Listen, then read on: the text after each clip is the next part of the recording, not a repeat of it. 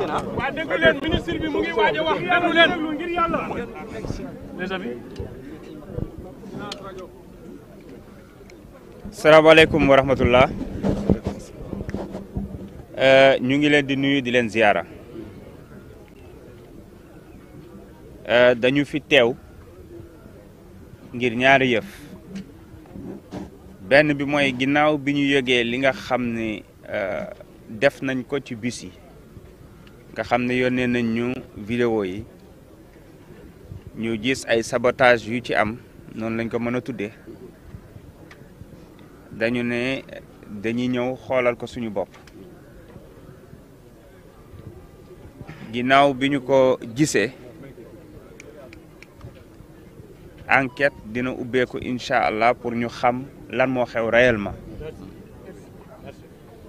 ndax jokkoo nañu ak suñu naatongo ministre de l'intérieur mu ngi koy diligenté. leneen li ci am mooy yëg nañu li indi mouvement d'humeur bi te ñi ngi ci def liñ ci war a def. dama fi ñëw de manière inopinée comme ni ma amee droit def ko dans tous les services qui sont sous tutelle de mon ministère. saa yu ma neexee mën naa fi wàcc ñëw xool naka la liggéey bi di doxe li am solo ba am solo mooy xam nañu ni gënalu leen sénégalais yi di xëy jaaxle kenn mënul dem liggéey. Vraiment. Mais loo gis am na lu ko waral ba tax na li nga xam ni bokk na ci li leen naqari te ñu yëg ko te ñu am information yi muy xëy na yenn doxalin yi de dernière minute ak yenn nomination yi ma leen di xamal ne du Dakar Dem Dikk kese c'est dans plusieurs secteurs yoo xam ne mu ngi fay am te ñu ngi ci liggéey guddeeg bëccëg pour saafara ko su ma fi jógee dinaa dem gisi directeur général dinaa wax ak moom laataa loolu am na note bu ma bind lu jëm ci wàllu mais li am solo mooy jàpp leen ni lu ñuy régler la te ça au moins mën ngeen suñ leen ko waxee mën ngeen koo gëm. gëm nañ ko monsieur le ministre. waaye su ma sañoon su ma génnee ngeen duggaat seen oto dem jëli sénégalais yi te xam ni mbir mi dinañ ko régler vous avez ma parole. du digaate ndax dans le cadre général dañu nekk di régler problème yu bëree yoo xam ne sorewul ak yi am nii parce que xam nañu lépp nag moo tax encore une fois ma leen di ñaan ngeen au moins c'est la première fois may jàkkaarloog yéen c'est la première fois may wax ak yéen ci lu jëm ci wàllu liggéey bi yaakaar naa ne lu mu bon su ma leen ko ñaanee comme c'est la première fois war ngeen ma ko mën a may après ngeen ubbi seen i gët xool moo tax su ma amoon li ma gënal transport bi reprendre ndax li ñu war a def lépp ngir saafara définitivement problème bi dinañ ko def incha allahu rabbi kon man loolu rek moo ne woon samay kàddu te wax fa dëgg yàlla am naa yaakaar ni dinañu déggoo dinañu am saafara ci bésub tey bi incha allahu rabbi ba lépp rentré waat dans l'ordre la ca des nag enquête bi moom dina leeral li nga xam ne moo xew ci bis yi la ca war a def yëpp ñu def ko ci lañ ca war a def yëpp ñu def ko ci incha allah donc ci tënk loolu naa ne woon dinaa leen ko wax donc en français je suis venu m'enquérir de la situation. Nous avons été informés d'abord d'un mouvement d'humeur mais ensuite des actes de sabotage perpétrés sur les bus de l'interurbain particulièrement. Nous avons vu et constaté nous-mêmes les dégâts sur au moins 3 bus. Il y a d'autres bus qui sont éparpillés un peu partout dans le dépôt. 19 au total, d'après les informations que nous venons de recevoir. Mais le plus important aujourd'hui, c'est de vous dire que nous avons entendu vos réclamations, vos doléances. Nous sommes au courant de tout. et nous sommes en train de solutionner les problèmes. Sachez que Dakar Dem Dikk n'est pas un cas isolé.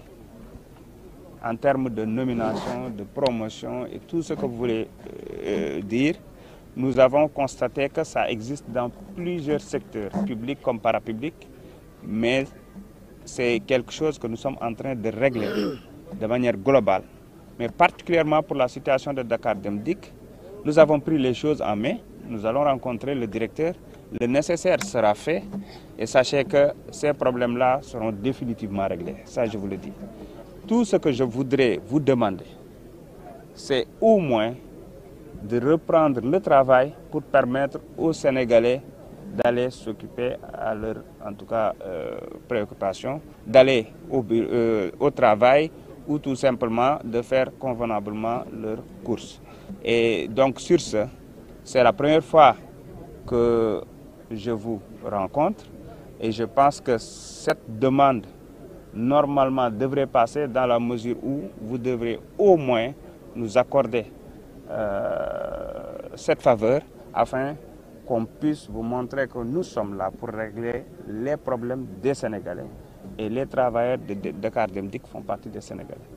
Je vous remercie. Pouvez-vous nous rassurer d'une audience le plus rapidement possible pour pouvoir vous faire la panoplie de la liste exhaustive des difficultés que nous rencontrons, parce que c'est dans ce sens-là que vous pouvez avoir l'ensemble des informations, parce que là, c'est des réactions spontanées par rapport à une situation spontanée. Maintenant, c'est son secrétaire de travail demande pour éventuellement avoir des garanties.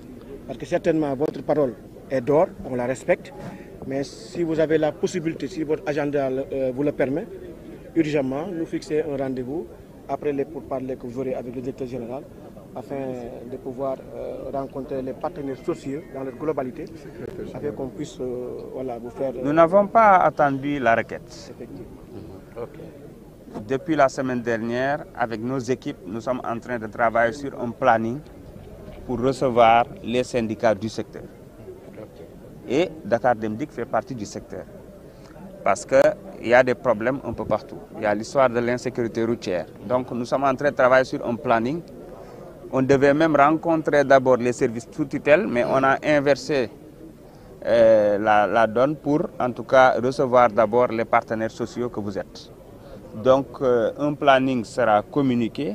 Vous allez recevoir une invitation et bien sûr, nous allons encore une fois recevoir et échanger avec tous les acteurs du secteur afin de trouver des solutions pérennes, des solutions durables. C'est ça notre objectif.